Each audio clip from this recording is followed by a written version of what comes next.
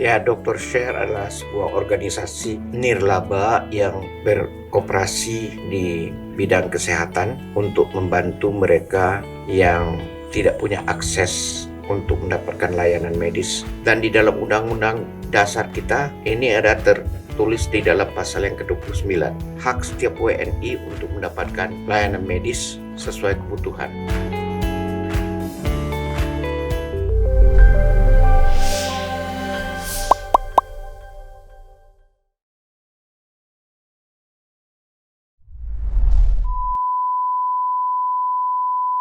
Sebagai seseorang yang sudah lama di bidang healthcare, sudah pasti salah satu beban adalah untuk bisa meningkatkan akses healthcare ke seluruh Indonesia. Tapi kita semua tahu bahwa Indonesia itu sangat luas, sangat lebar, jadi susah banget bisa mencakup segala area pada Indonesia ini. Maka itu saya sangat bersyukur sekali ada organisasi ya, seperti Dr. Share yang hari kita akan ngobrol dengan foundernya, yaitu Dr. Lee Darmawan, dan juga Pak Tutuk sebagai managing directornya. Saya udah tahu Dr. Share ini ya, Pak, dan Dr. Lee sudah mungkin 20 tahunan ada kali ya, sekitar pokoknya pas saya balik Jakarta itu kayaknya udah mulai muncul kan. Jadi udah 20 tahunan kayaknya deh. Hampir ya. Dan saya ingat banget cerita Dr. Lee bagaimana meninggalkan segala-galanya untuk membangun Dr. Share ini. Tapi mungkin boleh nggak penjelasan sedikit pada teman-teman di sini mungkin nggak tahu apa tuh Dr. Share. Silakan, siapa yang mau jelaskan secara sekilas? Ya, Dr. Share adalah sebuah organisasi nirlaba yang beroperasi di bidang kesehatan untuk membantu mereka yang tidak punya akses untuk mendapatkan layanan medis yang adekuat. Walaupun ini dijamin, ini adalah hak asasi setiap orang, ini hak asasi universal, dan di dalam undang-undang dasar kita, ini ada tertulis di dalam pasal yang ke-29, hak setiap WNI untuk mendapatkan layanan medis sesuai kebutuhan. Anda tadi sudah mengatakan bahwa negara kita adalah negara besar. Negara kita adalah negara kepulauan terbesar di seluruh dunia dengan penduduk keempat terbesar. Dan penyebarannya sangat tidak merata. Gampang sekali kita mencari 10 juta orang di Pulau Jawa ini, tapi cobalah cari 10.000 orang di Papua. Namun mereka punya hak yang sama seperti kita. Inspirasi untuk mendirikan rumah sakit apung ini saya peroleh ketika tsunami di Aceh. 26 Desember 2004 terjadi tsunami di Aceh, tsunami besar sekali. Dan saya melayani di Melambo kira-kira 4 bulan. Di situ saya melihat sebuah kapal rumah sakit dari Amerika. Kalau nggak salah namanya Hope. Ya, saya yakin namanya Hope. Saya bermimpi saat itu, ini adalah solusi untuk negara kepulauan seperti kita, rumah sakit kapal, rumah sakit apung.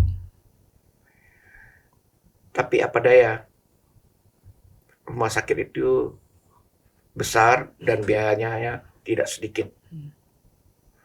Untung, saya katakan untung, keluarga menyokong niat ini. Ada orang mengatakan atau ada pepatah yang mengatakan di belakang suami yang sukses ada istri yang menyokongnya.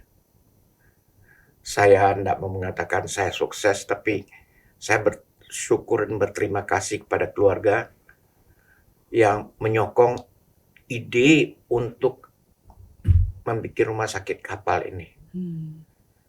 Pada awalnya orang tidak percaya. Ketika saya berusaha menggalang dana untuk membeli kapal, mereka mengatakan ini ide gila dan saya dokter gila. Namun keluarga menyokong. Keluarga mengatakan, istri dan anak-anak saya mengatakan, kita punya 2 rumah, jual yang satu, kita cuma butuh 1 rumah kok untuk tinggal.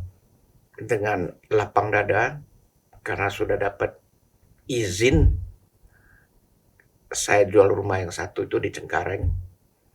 Dan saya ke Jerman. Kami punya cadangan devisa di Jerman. Saya bekerja belasan tahun di Jerman. Itu dibawa pulang, rumah dijual.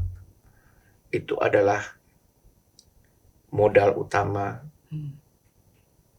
untuk berkarya seperti hari ini. Jadi itu adalah rumah sakit pertama apung dari Rumah sakit dana apung pribadi Dr. Lee sendiri. Pribadi ya. Ketika dokter kan berarti pas saat itu dokter membantu orang-orang di Aceh dari korban tsunami tersebut. Ya. Dokter bekerja di rumah sakit swasta. Oh, itu relawan. Saya tergabung dengan Perhimpunan Indonesia Tionghoa, INTI. INTI ke sana dan saya sebagai dokter, saya ditugaskan atau menugaskan diri, saya tidak tahu yang mana yang benar. Dan ya, seperti yang saya katakan, saya cukup lama di sana, hampir 4 bulan atau sekitar 4 bulan. Dan syukur saya ketemu kapal Hope itu ya. rumah sakit kapal Hope itu. Jadi disitulah datang ide, seandainya kita juga punya sebuah rumah sakit kapal dan negara kita negara kepulauan, kita bisa memberikan layanan sebagaimana yang menjadi hak setiap warga negara Indonesia untuk mendapatkan pelayanan medis yang akurat. Ya, tapi ini mimpi. Mimpi ini diperkuat dengan kata-kata mendiang Presiden Amerika John Kennedy. Jangan tanya apa yang dapat negara lakukan bagimu, tapi tanyalah apa yang dapat kau lakukan bagi negaramu. Ini menjadi bahan perundungan bagi saya. Saya tidak tahu berapa lama saya merenung. Waktunya pasti lama. Apa yang dapat saya lakukan? Kita punya pepatah, kalau tidak rotan, akar pun jadi. Kalau tidak punya kapal sebesar Hope, biduk kecil pun oke lah. Dan karena sudah dapat izin dan restu dari keluarga, dengan lega hati saya jual rumah kami yang satu. Lalu saya ke Jerman. Saya bekerja bermukim di Jerman hampir 20 tahun. Ada sedikit cadangan, itu saya bawa pulang semua. Ketika saya mau membeli kapal ini, Bahe 01, di Palembang. Ketika orangnya mendengar kapal ini mau dijadikan sebagai akan difungsikan sebagai alat untuk melayani mereka yang berkekurangan, pemilik kapal dengan sukarela mendiskon harganya 50%. Dan sebagai orang timur, saya sungkan untuk menawarnya lagi. Saya jadikan, itulah jadi kapal kita yang pertama. Jadi dokter kan bekerja di Jerman sebagai dokter spesialis ya dok? Atau dokter umum? Ya, saya mulai kuliah di sana. Sampai saya menjadi dokter spesialis bedah, bedah toraks, jantung, pembuluh darah.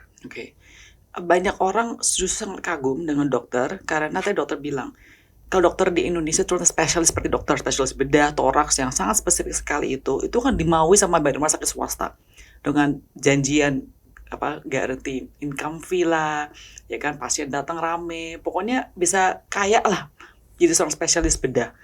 Tapi dokter meninggalkan semua itu untuk charity, ya kan?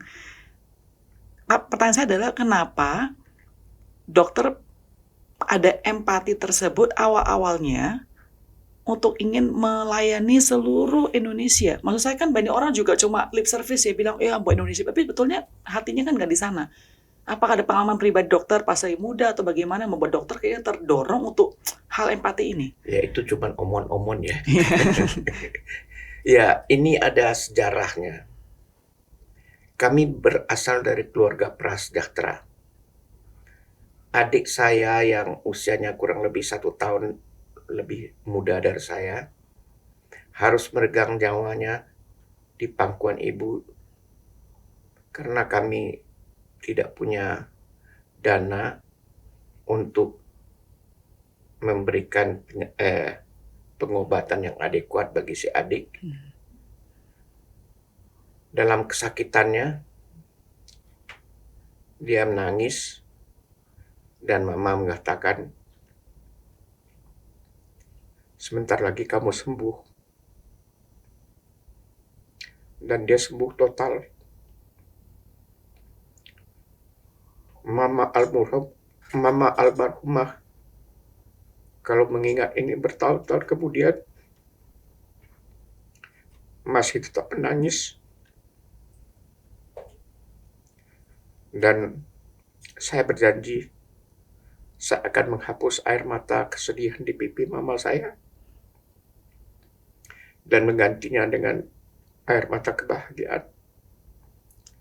Sekarang mama sudah tidak ada, tapi banyak air mata yang meleleh di pipi orang tua, anak, dan sebagainya karena kepedihan.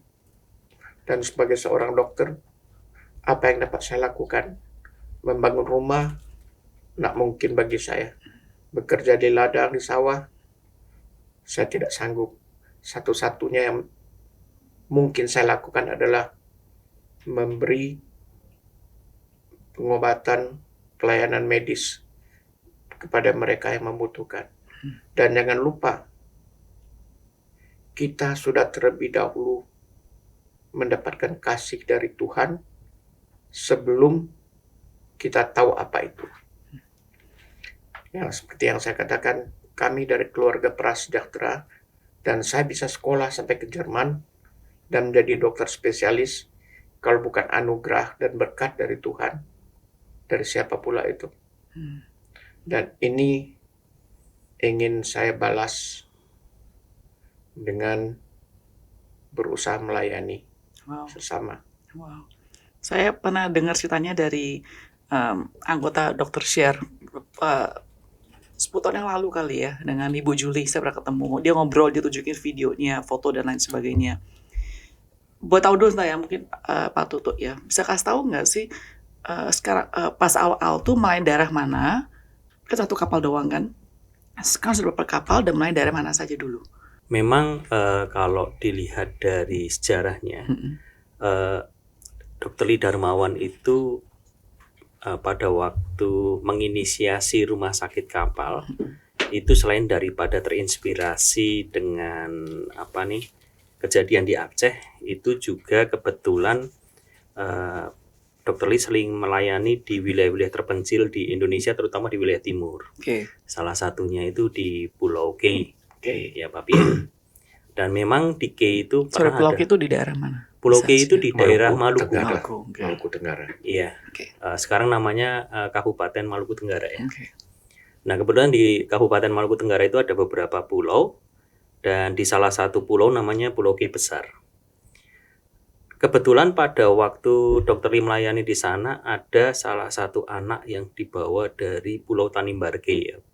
Waktu itu kalau tidak salah membutuhkan waktu 3 malam 2 hari kalau nggak salah ya. Ya, naik kapal. Dibawa ke tempatnya Dr. Lee karena ibunya mendengar bahwa Dr. Lee itu sementara pelayanan di pulau tersebut. Si ibu itu kebetulan memang sudah bisa dibilang seperti putus asa ya, karena anaknya sakit. Sakit apa? Hernia femoralis incarcerata. Itu adalah bahasa awam. Untuk awam, ini adalah usus atau turun berok yang di pangkal paha. Bukan turun berok seperti yang biasa, tapi ini lubangnya kecil, tempat keluarnya pembuluh darah menuju ke kaki. Di situ usus ini salah jalan masuk ke sana dan terjepit. Kalau boleh saya lanjutkan. Silakan, Bi. hal yang demikian harusnya dioperasi dalam tempo sekian jam, atau usus ini akan mengalami kematian jaringan. Dan kita tahu berhari-hari si ibu mencari dana untuk dapat membayar ongkos kapal ke Iya. tempat di mana Oke. kami sedang melayani. Ketika saya lakukan pembedahan, sempat terpikirkan oleh saya karena warna ususnya sudah kemerahan, apa enggak baik usus ini dipotong saja. Tapi kalau usus ini dipotong, ya ini operasi besar. Saya putuskan untuk tidak memotongnya, memasukkan saja usus itu ke dalam rongga perutnya, lalu lubang ini saya perkecil. Sekali lagi, saya bersyukur kepada Tuhan, Tuhan yang menyembuhkan anak ini. Ya, dan disitulah lahir ide untuk melayani Rumah sakit kapal. mereka. Iya. Kalau mereka tidak bisa datang, kita yang menghampiri mereka. Jemput bola jadinya begitu. Iya. Jemput bola ya. Jadi asalnya kan dari sana. Jadi jadi awal pertama-tama tuh jadi pas masa apung terjadi itu pertama-tama daerah mana dulu? Iya, jadi memang awalnya pelayanan kami pertama itu di KI Besar tersebut. Kayak besar dong saja. Iya, Oke. jadi memang kita di sana melakukan program penanganan gizi buruk. Dulu belum dikenal istilah stunting. Oke. Dulu 2009 itu banyak ditemukan kasus gizi buruk di wilayah timur Indonesia. Oke. Dan memang belum seperti booming seperti sekarang ini ya. Seringkali pelayanan gizi buruk itu lebih banyak hanya sebatas pelayanan yang mungkin bisa dibilang belum komplit gitu ya. Jadi hanya diberikan makanan tanpa ada pengawasan yang Selanjutnya. baik dan dari sisi kesehatan yang intensif gitu. Sorry, rumah sakit apung pertama itu bisa menangani apa saja sih dalam rumah sakit tersebut? Iya, kalau rumah sakit kapal yang pertama atau rumah sakit apung dulu sebutannya ya, itu bisa menangani bedah elektif ya. Jadi memang ada beberapa intervensi bedah yang bisa dilakukan di atas kapal. Contohnya? Seperti hernia, Oke. apendisitis, gitu ya. Terus tumor. Oh, tumor juga bisa. Iya. Oke. Hanya memang beberapa operator bedah, dokter spesialis itu memiliki penilaian tersendiri. Jadi ketika memang ada kasus-kasus di mana memang dibutuhkan urgent treatment gitu ya, atau urgent intervention, seperti Dr. Lee pernah menangani adanya tumor di pembuluh darah, dan itu langsung juga ditangani oleh Dr. Lee pada waktu itu menjadi sebuah komitmen dan kesepakatan di atas kapal bersama dengan relawan yang lain, bagaimana kemudian kita bisa memberikan intervensi pada saat kondisi darurat, karena memang pilihannya tidak ada. Dan itulah yang menjadi salah satu misi besar dan juga menjadi salah satu entry point kami, kenapa kebutuhan akan rumah sakit kapal itu diperlukan di banyak wilayah di Indonesia. Berdasarkan pengalaman kami, banyak pulau-pulau di Indonesia itu yang masyarakat harus ke rumah sakit itu harus menunggu ferry, yang mungkin 10 hari sekali, seminggu sekali, atau harus akses menggunakan pesawat perintis yang mungkin seminggu 2 kali. Saya dengar juga kalau naik mobil pun ada mobil juga sangat bumpy sekali. Betul. Dan susah ya. Oke. Iya, kita pernah pelayanan di Yapen, di salah satu wilayah namanya Dawei. Itu perjalanan sekitar 5 jam melewati 4 sungai, dan apabila salah satu sungai itu meluap, otomatis kita nggak bisa lewat. Ya. Nah, hal-hal seperti itu banyak ada di Indonesia. Oke. Jadi tadi fasilitasnya sampai bedah elektif apa lagi ya? Di atas kapal juga tersedia farmasi, lalu ada lab sederhana. Cuman sekarang yang kapal-kapal baru sudah Apa? lebih lengkap ya. Kita Sudah. yang pertama-tama dulu aja. Iya, jadi awal-awal memang masih sangat sederhana ya. Terus Jadi, ada bisa ketemu dokter konsultasi biasa. betul. Jadi bisa konsultasi dengan dokter umum dan dokter spesialis. Oke. Saat bisa rawat inap nggak? Nah, kebetulan karena Yang dulu dimensinya yang kecil, dulu ya, iya. Yang dulu itu dimensinya memang dibuat kecil. Jadi memang kenapa dimensinya kecil? Karena desain awalnya supaya rumah sakit kapal ini bisa masuk ke wilayah-wilayah pulau-pulau yang Iya. pelabuhannya bukan pelabuhan Iya, iya. komersil. Benar. Jadi memang desainnya kecil. Desain awalnya itu pinisi kecil. Dan itu masih kita original intention, maksudnya tujuan awal itu masih kita pegang sampai sekarang. Jadi oleh sebab itu kenapa beberapa kapal kami itu desainnya adalah Masih pinisi pinisi. dan kecil. Jadi nggak bisa rawat inap ya berarti ya, Pak Tidak ya? bisa rawat inap. Tetapi dalam prosesnya ketika kita melakukan kegiatan intervensi medis di suatu wilayah, biasanya kita membuat komitmen dengan Pemda, Dinas Kesehatan setempat, bagaimana pelayanan pasien pasca operasi. Jadi memang tidak semerta-merta bahwa ketika pasien sesudah dioperasi itu kemudian ditinggal gitu ya, maksudnya tidak. Karena biasanya kami tetap melakukan kerjasama dengan pemerintah daerah melalui vaskes terdekat. Dalam hal ini puskesmas. Kita rawat beberapa hari di puskesmas. Kemudian kita perlengkapi puskesmas dengan kemampuan dan obat-obatan untuk bisa melanjutkan perawatan pasca operasi. Dan kemudian juga kita monitoring selama kurang lebih 6 bulan. Jadi satu pasien itu kita dengan puskesmasnya berhubungan erat. Bagaimana kondisi pasien pasca operasi sampai dengan 6 bulan. Jadi artinya rumah sakit apung tersebut tidak pindah-pindah lokasi, cuma satu lokasi tersebut aja awal-awalnya. Pindah-pindah sebenarnya. Satu lokasi itu berkisar antara 7 sampai 10 hari. Oke. Jadi terus pindah ke seberangnya. Betul. Tapi daerah-daerah sana saja ya awal-awalnya. Awalnya karena sangat terbatas, cuma satu. Jadi terpaksa kita berjalan dari timur ke barat, barat ke timur. Iya. Tapi kalau tadi memonitor itu bagaimana caranya kalau misalnya masih menggunakan komunikasi telekomunikasi biasa aja. Yes. Alright. Dan itu kan kira-kira kan 20 tahun yang lalu ya, sampai almost ya 20 years ago. Sekarang udah berapa rumah sakit kalian? Dr. Share saat ini mengelola 5 rumah sakit kapal. Oke. Termasuk satu yang mungkin sudah tidak aktif ya. Tapi 4 yang lainnya sudah aktif sampai dengan saat ini. Dan lokasi di mana saja? Saat ini satu lokasi di Sulawesi Tenggara. Oke. Satu lagi sejak akhir 2023 posisinya di Papua. Berputar-putar di wilayah Papua.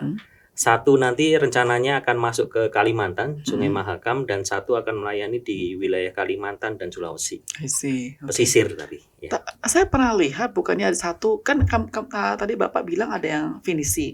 Tapi bukan salah ada juga yang lebih gede ya sekarang ya. Tongkang ya, yang ada rawat inapnya. Betul. Sekarang bisa jelasin itu kalau dalam itu ada apa saja dalam sana? Iya, untuk rumah sakit Tongkang yang dikonversi menjadi rumah sakit kapal, kebetulan ini adalah donasi dari salah satu perusahaan pelayaran, PT Masa, dan memang pada waktu itu bentuknya sebenarnya accommodation barge ya, jadi hotel terapung untuk pengeboran lepas pantai.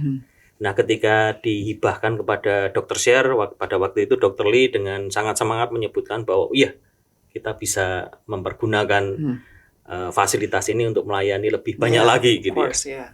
Iya. Dan memang dalam kenyataannya rumah sakit Tongkang ini ternyata memang sangat dibutuhkan untuk wilayah-wilayah dengan fasilitas kesehatan tingkat lanjut atau rumah sakit umum daerah yang jauh. Jadi untuk wilayah-wilayah yang memang rumah sakit umumnya atau fasilitas kesehatan tingkat lanjutnya itu lumpuh seperti pada waktu kejadian di Palu, atau di beberapa daerah di Indonesia yang kepulauan di mana satu kabupaten banyak pulau dan rumah sakitnya cuma satu, ternyata ini sangat efektif. Jadi di rumah sakit Tongkang ini sendiri ada, atau kita sebut rumah sakit kapal Nusa Waluya 2 ya. Ini terdiri dari 25 bed rawat inap. 25 bed rawat inap. Wow. Dan itu bornya atau bed occupancy rate-nya bisa full itu 100%. Wow, oke. Okay. Terus ada ruang OK, ruang operasi 2. Ada satu ruang IGD, satu ruang lab yang cukup lengkap, satu bank darah.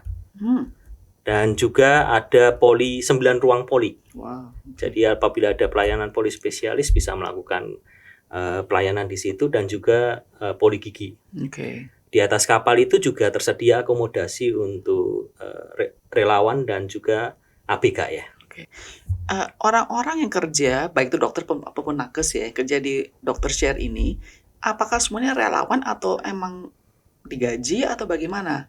Karena kan susah juga untuk minta mereka harus bisa dari Jakarta harus pindah ke kota yang terpencil, ke pulau yang mungkin tidak menentu fasilitasnya dan lain sebagainya ya. Iya, betul.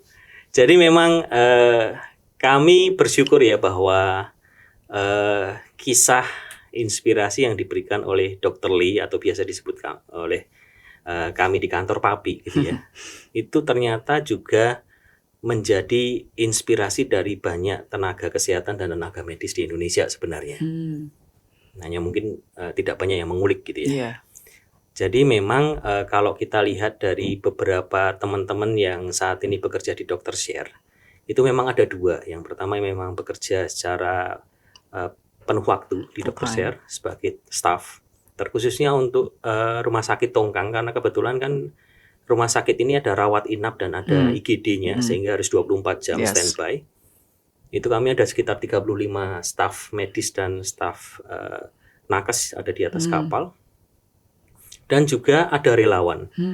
Nah, relawan kami untuk yang pinisi itu 80% nakesnya atau nametnya itu adalah relawan gitu ya, Wow. 80%. Wow. Jadi dari 22 orang yang bertugas tiap 7 sampai 10 hari di satu pinisi, itu bisa sekitar 18 itu relawan.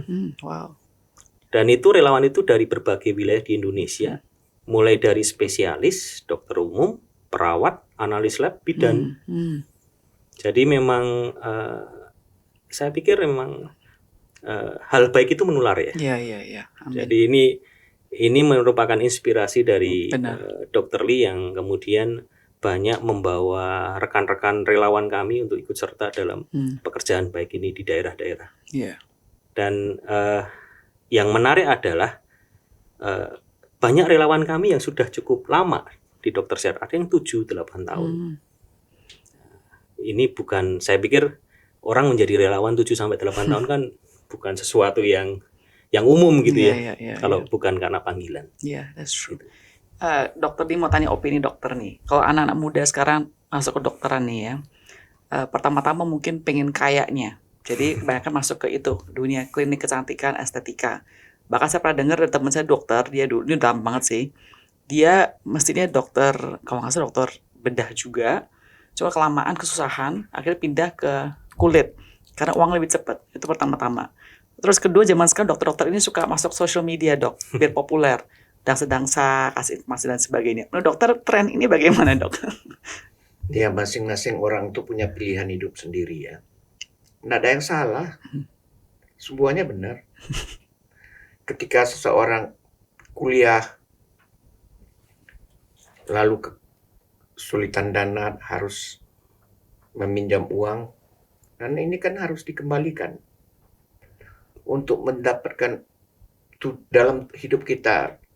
Tujuan untuk mendapatkan uang yang cukup itu enggak salah kok ya. Cuman yang satu memilih jalan ini, yang lain memilih jalan itu. Saya memilih jalan yang kami lakukan sekarang, dan saya memilih jalan ini juga dengan restu dari keluarga. Inilah yang membuat saya masuk ke pekerjaan ini dengan pikiran yang tenang. Okay. Tapi dokter ada merasa concern nggak sih bahwa apakah nanti satu hari, 10 tahun kemudian, 2 tahun kemudian, mindset anak-anak muda dokter-dokter ini ya, ada yang melanjutkan pekerjaan seperti Dr. Lee. Mungkin caranya bisa berbeda, tapi intinya mau masuk ke pelosok-pelosok Indonesia yang susah dicapai. Saya tidak khawatir akan hal itu. Saya yakin Tuhan akan mengirim orang-orang yang dibutuhkan. Biarlah dia bekerja dengan caranya dia sendiri. Oke. Kalau dokter sendiri, apakah sekarang sudah mulai ada namanya apa ya, planning ke depannya? Kan maksudnya tadi Pak Tutu bilang dokter itu suatu sosok yang benar-benar menginspirasi banyak orang ikut bergabung dalam Dr. Share ini. Ke depannya itu apa sih rencana kalian untuk Dr. Share? Soalnya banyak banget, even with Dr. Share aja ada sekarang, masih banyak banget di Indonesia belum tercapai juga, benar kan? Jadi apa sih planning pada Dr. Share ini? Siapa yang mau jawab? Ya, jadi sebenarnya salah satu strategi yang saat ini dijalankan oleh Dr. Share, strategi jangka panjang adalah kita mencoba untuk mengembangkan semacam blueprint solutions ya, yang bisa digunakan oleh pemerintah dalam hari ini, terkhususnya Kementerian Kesehatan, untuk menjawab isu-isu terkait dengan aksesibilitas dan juga isu-isu terkait dengan distribusi layanan kesehatan. Hmm. Nah, kenapa hal ini penting? Karena kami melihat bahwa pendekatan yang saat ini ada itu kan pasti semua pendekatan itu di dunia ini pasti ada titik jenuh ya. Dan kita kalau misalnya hanya kan setiap strategi itu kan setiap 3 sampai 5 tahun kan harusnya selalu Sure. diuji, Yes. direview kembali. Hmm. Nah, sekarang pendekatan yang banyak berjalan seperti apa? Adalah penempatan gitu ya. Penempatan di satu wilayah selama beberapa tahun. Mungkin yang perlu diuji adalah bahwa sekarang mungkin kebutuhan dari para dokter itu mungkin berubah ketika apalagi kalau mereka membawa keluarga mereka. Ya, terutama dokter spesialis. Ketika kami berdiskusi dengan banyak relawan spesialis, pertanyaannya sebenarnya yang banyak muncul adalah selain daripada bahwa di wilayah itu memang ada kebutuhan, yang kedua adalah bagaimana apabila dilihat dari perspektif yang berbeda, dari perspektif dari dokter spesialisnya ketika dia membawa keluarganya akan sekolah, anaknya akan sekolah di mana, terus istri ataupun pendampingnya atau pasangannya akan bekerja sebagai apa ketika berada di wilayah-wilayah terpencil. Dia harus mikirin juga mereka ya. Betul. Oke. Ini kan semua pasiennya adalah free datang ke proses benar nggak sih? Nah, kebetulan kalau di dokter share memang iya. Jadi semua pasien itu free of charge. Gratis. Jadi walaupun nggak ada BPJS, nggak ada hubungan BPJS sama sekali berarti ya, benar free aja. Jadi Betul, free. orang bisa muncul datang dengan penyakitnya dia, nggak usah tanya-tanya administratif nggak ada. Bahkan ketika dia tidak mempunyai KTP pun Tetap. itu tetap kami layani. Oke. Walaupun sekarang dokter share sementara bekerja sama dengan pemerintah, terkhususnya BPJS Kesehatan, kami mempunyai MOU di bawah program yang namanya DBT-FMS. Jadi DBT-FMS itu adalah program yang disasar untuk pemenuhan kesejahteraan masyarakat di bidang kesehatan, terkhususnya untuk wilayah-wilayah yang sulit akses layanan kesehatan. Jadi sebenarnya pemerintah itu mengerti bahwa mereka mempunyai tanggung jawab untuk bisa menghadirkan layanan kesehatan yang dikuat di wilayah-wilayah terpencil di Indonesia. Pertanyaannya adalah apakah ada fasilitas kesehatan tersebut di wilayah tersebut. Oleh sebab itu pemerintah kemudian menginisiasi sebuah program, dalam hal ini dieksekusi oleh Kementerian Kesehatan dan BPJS Kesehatan, dan itu menggandeng kami, Dokter Share, sebagai salah satu operatornya. Tapi ketika kita berbicara bahwa itu adalah, kita selalu berpikir bahwa ketika kita berbicara kesehatan, selalu dihubungkan dengan BPJS Kesehatan kan, karena konsep universal health coverage, konsep bahwa seluruh warga negara itu mendapatkan layanan kesehatan. Kenyataannya di banyak wilayah Indonesia, terkhususnya yang 3T, yang berada terpencil gitu ya, di wilayah terluar gitu, ternyata tidak semua itu terdaftar Adminduknya, tidak mempunyai KTP, tidak mempunyai KK, sehingga mereka tidak terdaftar di BPJS. Kami punya pengalaman di mana di satu wilayah dari total 5.200 pasien yang kami layani, itu yang terdaftar hanya 1.800. Dari 1.800 yang bisa kita masukkan ke dalam program itu hanya 1.600. Hal ini menunjukkan bahwa sebenarnya di beberapa wilayah di Indonesia itu gapnya itu bukan hanya soal layanan, bahkan datanya aja juga. Bahkan datanya itu juga bermasalah. Kalau kali kebanyakan adalah gratis ataupun BPJS, dan kita kan tahu BPJS juga bukan bisa make money ya. Betul. Jadi kalian tuh untuk maintain, untuk mendapatkan kapal baru dan sebagainya, bagaimana caranya ya? How to be sustainable financially? Sustainable financial itu menjadi isu untuk semua NGO, semua yayasan. Jadi dari sisi kami selaku tim yang dipercaya oleh pembina dan juga pendiri, dalam hal ini Dr. Lee, untuk bisa mengelola yayasan, dari sisi kami strateginya adalah bagaimana kita bisa menciptakan multiple revenue source ya. Jadi di Dr. Share sendiri ada beberapa revenue stream. Kita punya donasi individu, kita punya crowdfunding, kita bekerja sama dengan platform-platform crowdfunding. Terus kami juga ada grant dari internasional. Lalu kami juga berhubungan dengan beberapa korporasi di Indonesia. CSR gitu ya? CSR. Terus kadang juga beberapa korporasi sebenarnya mereka mempunyai program-program yang tidak masuk CSR. tapi Untuk bantu. ditujukan ya untuk Oke. bisa membantu percepatan pembangunan, mungkin Oke. istilahnya seperti itu ya. Oke. Terus juga saat ini salah satu revenue stream kami adalah bagaimana kita juga bisa tap in ke pemerintah. Ya. Jadi salah satunya adalah melalui BPJS Kesehatan.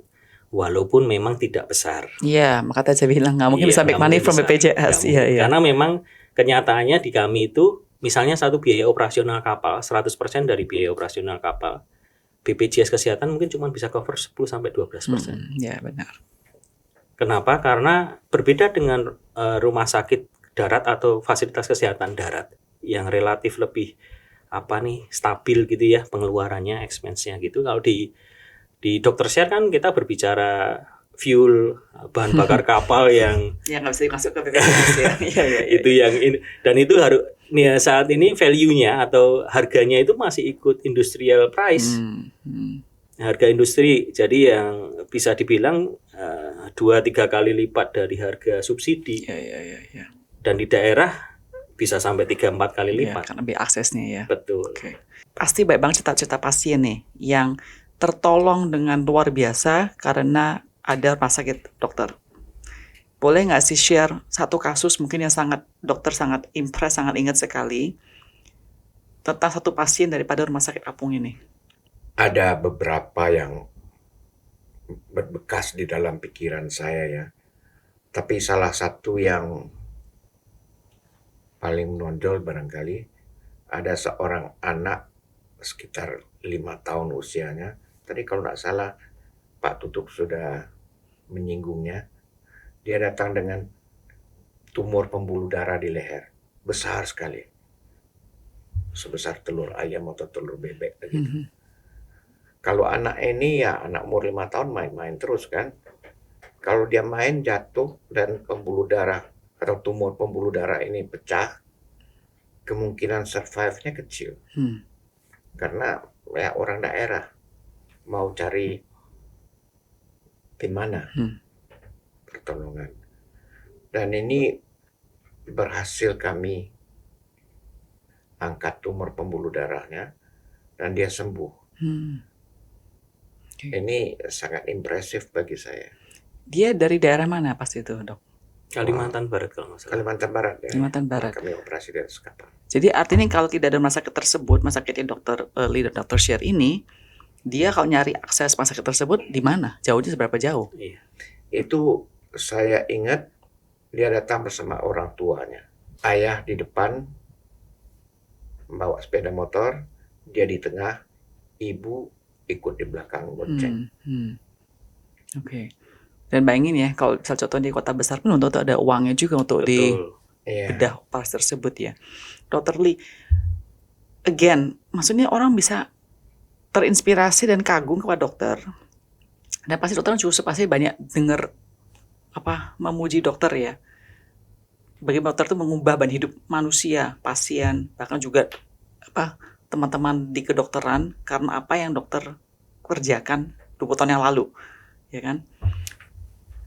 Buat dokter sendiri masa kayaknya ini hal biasa aja, memang manusia kayak begini, atau memang dokter merasa emang Tuhan udah memberikan dokter satu jalan ini untuk dokter kerjakan? Ya itu lihat lagi dari sejarah saya, sejarah hidup saya. Kami berasal dari keluarga prasejahtera. Yang tadi saya ceritakan, adik saya harus menegang nyawanya di pangkuan ibu karena kami tidak sanggup membawa anak ini untuk berobat. Dan sekali lagi, ketika anak ini mengeluh sakit, mama berkata, sebentar lagi kamu sembuh. Dan dia sembuh total. Dan bertahun-tahun almarhumah masih menangis kalau mengingat kepergian putranya ini. Dan ketika saya beranjak besar, ketika saya melihat ibu saya menangis, saya berkata dalam hati saya ingin menghapus air mata kepedihan di pipi orang tua dan menggantikannya dengan air mata kegembiraan. Dan ini adalah janji saya diam-diam kepada Mama, dan inilah yang coba saya realisasikan sekarang. Apakah ketika dokter membangun Dr. Share, almarhumah masih hidup saat itu, melihatnya atau sudah? Mama masih hidup, Masih hidup, dia melihatnya. masih melihat. Ya. Terus pas dokter share hal ini kepada almarhum mama, apa yang dia katakan? Oh, dia sangat gembira. Oh ya, Oh ya, dia ada ingat nggak kata-katanya dia apa atau pesannya dia apa? ya pesannya kepada saya dulu ketika saya menceritakan keinginan saya, cita-cita saya untuk menjadi seorang dokter, beliau hanya menangis. Saya tidak mengerti mengapa orang mau jadi dokter, Mama menangis. Belakangan baru saya sadar mengapa beliau menangis. Dan sekarang saya bersyukur, dulu 80 tahun yang lalu belum ada rice cooker. Kalau 80 tahun yang lalu sudah ada rice cooker, saya tidak hidup. Tahu kenapa? Kenapa? Saya lahir, Mama sakit. Cerita dari Mama dan kakak-kakak saya, kadang-kadang harus ke tetangga untuk minta air tajin masak nasi itu. Coba bayangin kalau waktu itu sudah ada rice cooker, tidak ada air tajinnya kan. Itulah kondisi kami. Si baby ini harus dikasih makan walaupun itu air tajin. Jangan tanya yang lain yang besar-besar. Mereka harus puasa. Sekarang kakak-kakak dokter, apakah ada ikut dokter juga atau beda-beda kerjaannya semua? Saya punya 3 adik. Saya ke Jerman, lalu setiap adik saya panggil. Ketika mereka mau kuliah yang lain, jangan, kamu harus jadi dokter. Oh iya, Jadilah kami 4 dokter dokter semua. Oke. di dalam keluarga kami. Wow, oke. Saya larang mereka sekolah yang lain. Dan mereka masih dokter juga sekarang ya? Masih. Apakah di Indonesia atau di luar negeri? 2 di Jerman, 1 di Amerika, dan saya di Indonesia. Tapi saya merasa ya dok, memang kadang-kadang doa tadi yang dokter katakan ya dari hati yang benar-benar itu, kayak Tuhan benar dengarkan loh. Oh ya, Tuhan itu kan maha kuasa. Iya. Dia maha mendengar. Dia perhatikan setiap tetesan air mata kita. Dan ketika kita bersyukur, dia memberkati kita. Dan saya nggak bisa bayangin ketika dokter datang ke pelosok tersebut, itu banyak orang pasti ngantri ya, pengen ketemu dokter Lee, ya kan, ketemu dokter yang bukan cuma dokter Lee sosok, tapi juga fasilitas dokter dokter share ini, benar kan ya? Jadi ada satu kasus, satu pelayanan kami yang di Pulau Benjina. Kebetulan cuaca buruk, jadi kapal itu tidak sesuai rencana sampai ke pelabuhan itu, kalau nggak salah terlambat 1 atau 2 hari gitu. Ternyata pasien itu sudah menumpuk karena ada pasien yang sudah menunggu 3 hari sebelum hari pertama kapal itu datang. Jadi di Benjina itu kebetulan ada pelabuhan, itu adalah pelabuhan perikanan, jadi ada gudang-gudang ikan di situ. Itu banyak pasien-pasien dari pulau-pulau lain itu naik perahu-perahu sampan kecil-kecil itu, mereka nunggu di situ. Terus pas dokter datang gimana?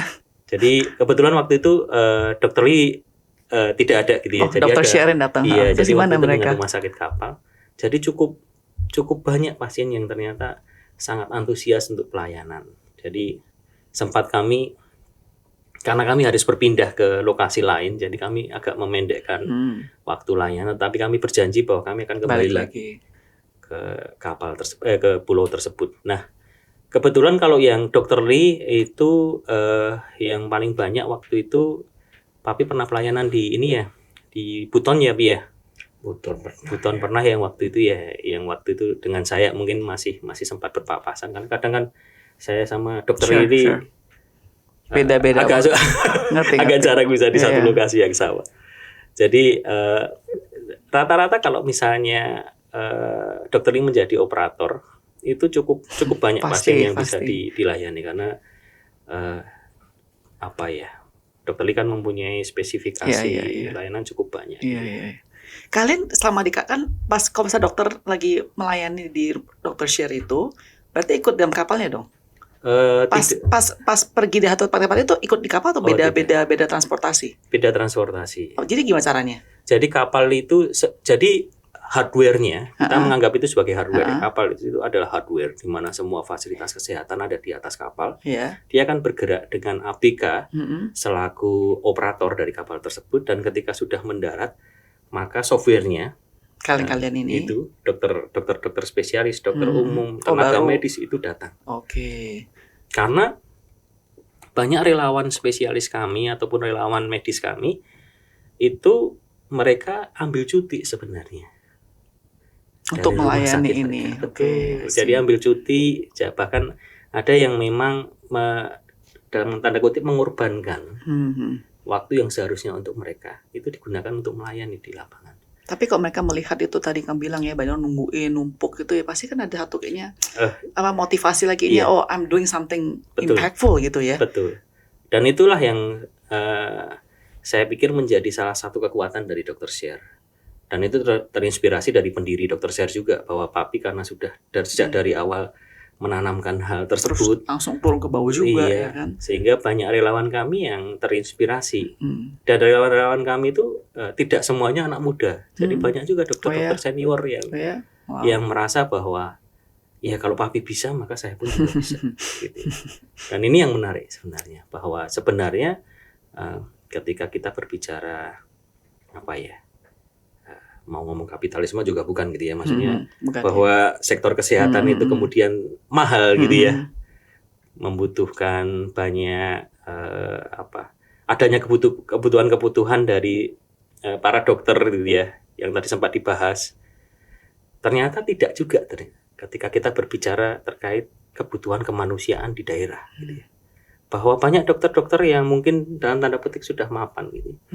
Ketika mereka mempunyai panggilan untuk turun ke daerah menolong masyarakat di sana, ternyata juga banyak kok.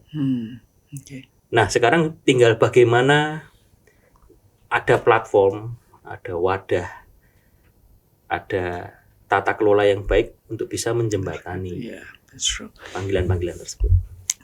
Pernah nggak sih kapal kalian itu kena kebakaran atau tiba-tiba mungkin kena ombak jadi tenggelam lah dan lain sebagainya, kan itu juga resiko juga kan? Betul. Jadi bahwa resiko di pelayanan karena kami memilih secara organisasi, risk appetite kami kan berada di wilayah-wilayah yang sulit akses ya. Iya. Jadi pasti banyak resikonya. Bahkan salah satu kapal yang tadi Dokter Lee sudah sampaikan, PH01 itu adalah kapal pertama rumah sakit kapal di Dr. Share. Itu tadi sudah almarhum ya. Karena? Pada waktu itu kebetulan rumah sakit apung Dr. Lee Darmawan 1 atau PH01 itu kebetulan membawa APD dari Makassar ke NTT dan ke NTB, akan ke NTB. Jadi tahun 2021, 16 Juni, kapal itu pada awalnya adalah melakukan pelayanan di Mamuju pasca gempa.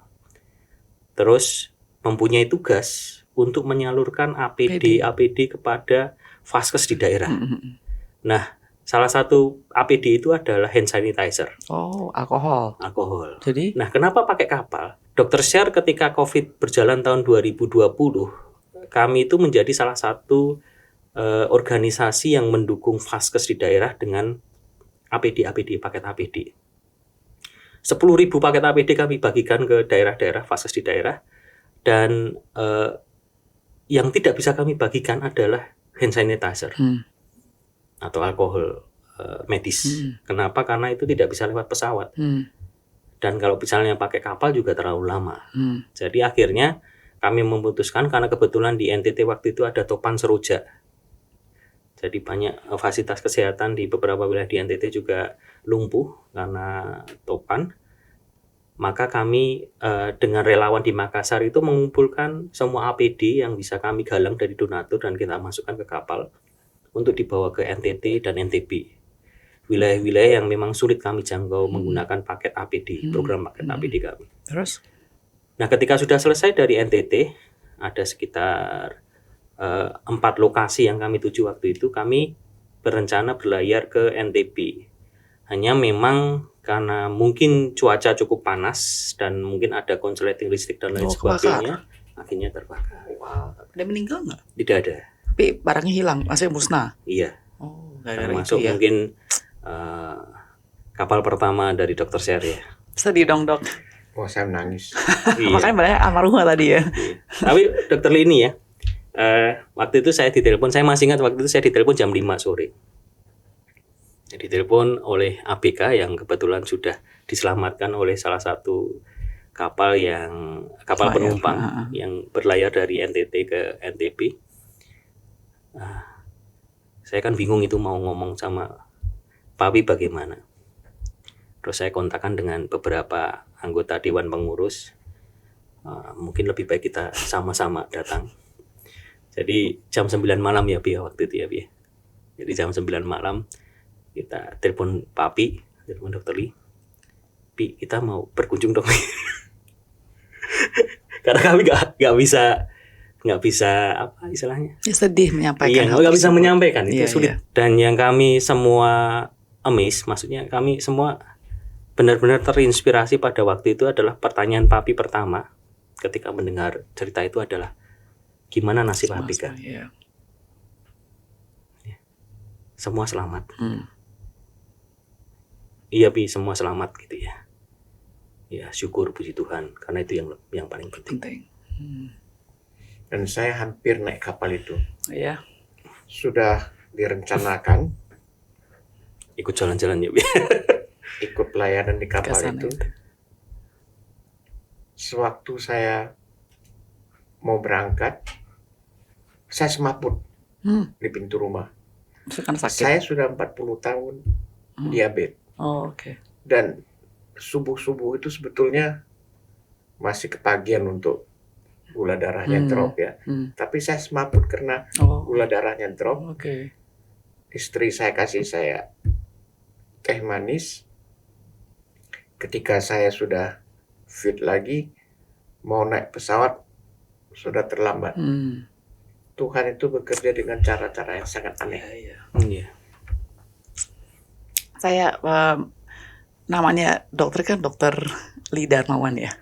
Emang pas sekali ya, Darmawan itu mirip sekali. Darmawan lain dari Darmawan. Tapi terima kasih banget dokter tentu bisa datang hari ini sharing tentang Dokter Share ya. Bagi teman-teman juga kalau mereka mau bantu itu Pak, bagaimana cara pembantu paling baik? Iya, jadi secara garis besar ada 3 ya cara. Yang pertama adalah dukungan dalam bentuk menjadi relawan. Oke. Tapi itu kan perlu medis ya? Tidak juga. Oh gitu. Jadi relawan di kami bisa medis dan non medis. Oke. Yang kedua adalah melalui dukungan baik itu finansial maupun barang. Oke. Barangnya contohnya apa dok? Pak? Lebih banyak alat kesehatan ya. Oke. Itu yang saat ini paling banyak kita butuhkan. Oke. BMHP juga bisa. Oke. Bahan medis habis pakai. Dan yang ketiga yang tidak kalah penting adalah bagaimana ikut menyuarakan tentang misi-misi ini ya. Bahwa di daerah itu masih banyak saudara-saudara kita yang masih membutuhkan uluran tangan dan dukungan. Iya. Jadi ini semua gunanya betulnya untuk teman-teman kita di luar sana ya, bukan di masalah Dokter Share ya, untuk membantu orang-orang yang kekurangan akses kesehatan tersebut. Betul. So again dok, Pak terima kasih waktunya loh, benar-benar appreciate bisa share tentang Dokter Share ini. Dan informasi didapatkan di website www.drshare.org. Oke.